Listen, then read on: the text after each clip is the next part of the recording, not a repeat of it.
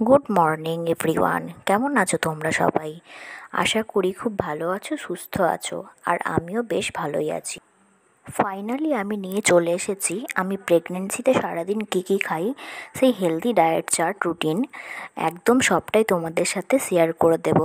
তো চলো ভিডিওটি শুরু করি, তোমরা দেখতে থাকো।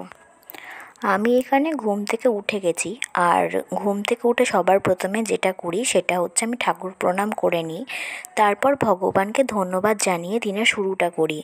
আর ভগবানকে বলি আমাকে আশীর্বাদ করো যেন আমি সুস্থ সবল সন্তানকে এই পৃথিবীতে আনতে পারি।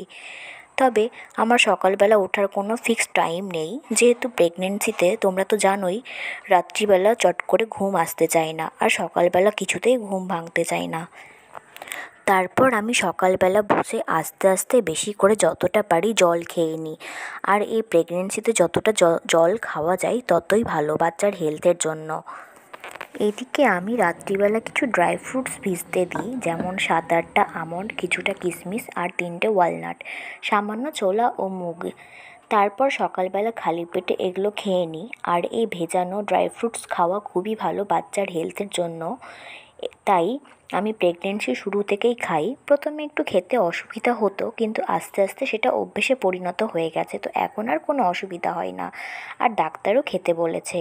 এতে প্রচুর পরিমাণে প্রোটিন ও মিনারেলস থাকে। আর এই যে অঙ্কুরিত মুখগুলো দেখতে পাচ্ছ, এটাতে প্রচুর পরিমাণে প্রোটিন থাকে, যা বাচ্চার গ্রোথের জন্য ভীষণই উপকারী। তো ডাক্তার আমাকে সব রকমই বলেছিল, সেই হিসেবেই আমি এগুলো খাওয়া শুরু করেছি। তো এইভাবেই আমি সকালটা হেলদি খাবার দিয়ে শুরু করি। আবার কোনো দিন একটু বদল করে নিই, খালি পেটে 2টো কলা, সেদ্ধ ডিম আর কিছু ড্রাই ফ্রুটস খাই। আমি সবসময় চেষ্টা করি সকালবেলা ফার্স্ট মর্নিং হেলদি খাবার দিয়ে দিনটা শুরু করার। তারপর 9:30 নাগাদ আমি ব্রেকফাস্ট করে নিই। আজকে ব্রেকফাস্টে বানিয়েছিলাম রুটি। আর আমি বেশিরভাগ সকালবেলা রুটি খাই। রুটি খেতে আমার ভীষণ ভালো লাগে। তারপর আমি এখানে রুটি আর বাঁধাকপির তরকারি নিয়ে নিয়েছি। এই দিয়ে আজকে ব্রেকফাস্টটা কমপ্লিট করে নিলাম। তারপর আমি দুপুরবেলা রান্না করে নেব। এই প্রেগনেন্সির সময় রোজ একঘেয়ে রান্না খেতে ইচ্ছে করে না, তাই আজকে বানিয়ে নেব ভেজ খিচুড়ি, সঙ্গে টমেটোর চাটনি আর বেগুন ভাজা। আর তোমরা তো জানোই প্রেগনেন্সির শেষের দিকে এসে বেশিক্ষণ দাঁড়িয়ে থাকতে পারা যায় না, কিন্তু আমার আবার অভ্যেস আছে বাড়িতে স্পেশাল কিছু হলে আমি রান্না করি।